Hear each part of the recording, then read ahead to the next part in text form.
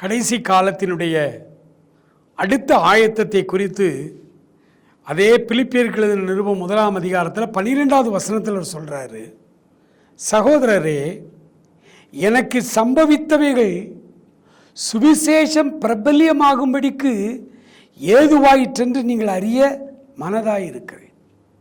பவுல் அப்போஸ்தலனுடைய வாழ்க்கை சுவிசேஷகனுடைய வாழ்க்கை இல்லை, அவருடைய வாழ்வே சுவிசேஷமாக மாறிடுச்சு.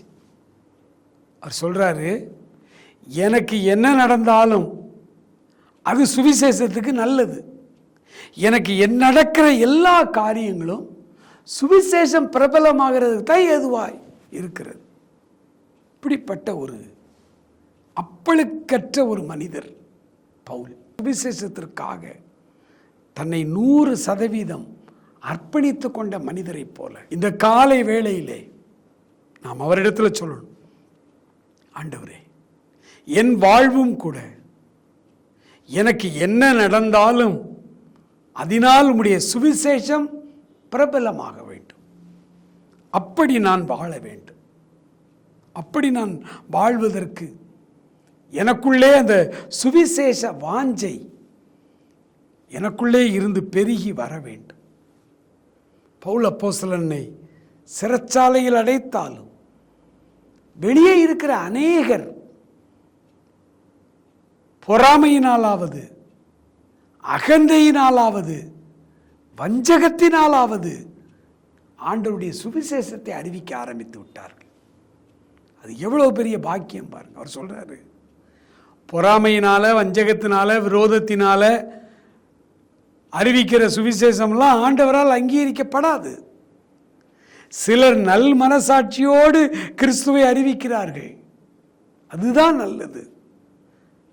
ஆனால் பவுல் சொல்றாரு, அதனால் என்ன, எப்படியாவது கிறிஸ்து அறிவிக்கப்படுகிறார், நான் மகிமைப்படுறேங்க. என்ன அழகான ஒரு தேவ மனிதர் பாருங்க. இன்றைக்கு அப்படிப்பட்ட தலைவர்கள் இல்லை கிறிஸ்தவத்தில்.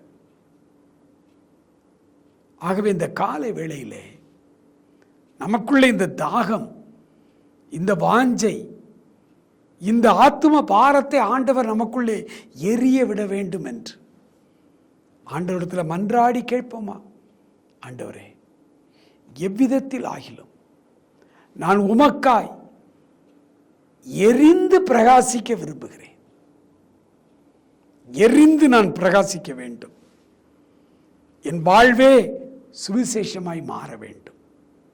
எனக்கு நேரிடுகிறவைகள் எல்லாமே சுவிசேஷம் பிரபலமாகும்படிக்கு ஏதுவாக வேண்டும். ஆண்டவரிடத்தில் நாம் சொல்லுவோம், ஆண்டவரே, இந்த காலை வேளையிலே எங்களை முழுமையாய் அர்ப்பணிக்கிறோம்ப்பா. பவுல் அப்போஸ்தலரை போல எங்கள் வாழ்வே சுவிசேஷ வாழ்வாய் மாறட்டும்.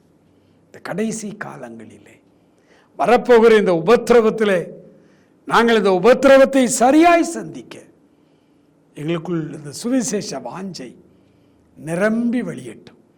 ஆசீர்வதியும் காத்துக்கொள்ளும் வழி நடத்தும்.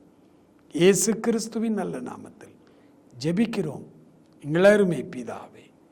ஆமேன், ஆமேன்.